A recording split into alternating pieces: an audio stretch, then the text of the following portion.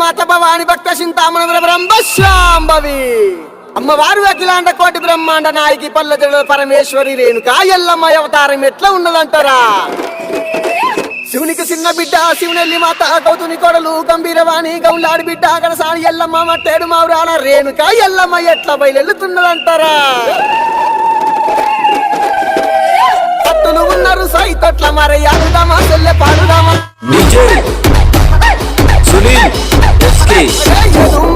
Yellamma